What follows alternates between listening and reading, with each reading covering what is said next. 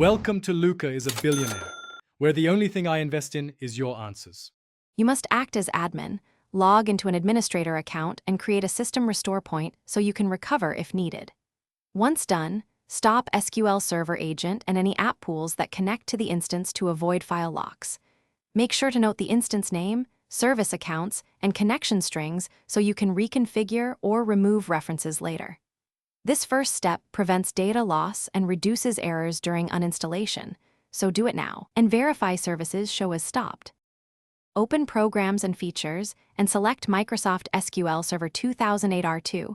Choose Remove and pick the specific instance and features to uninstall. You remove the database engine first, then Analysis Services and Reporting Services to avoid orphan components. Once the core uninstall completes, remove Client Tools and Shared Features. Make sure you also check Services, MSC for any lingering SQL services, and stop them, and delete scheduled maintenance jobs so nothing recreates files. This ordered removal prevents registry and permission leftovers. After uninstallation, delete remaining folders under program files and any data directories you intentionally want removed. Keep backups if unsure. Then, carefully remove SQL Server registry keys only if you know what they are. Mistakes break other apps. Restart the server to clear locks and inspect Event Viewer for errors left by the uninstall.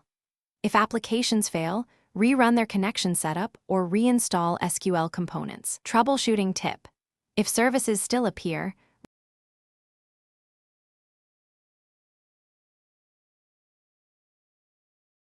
Thanks for watching and please subscribe. It's the best investment you'll ever make.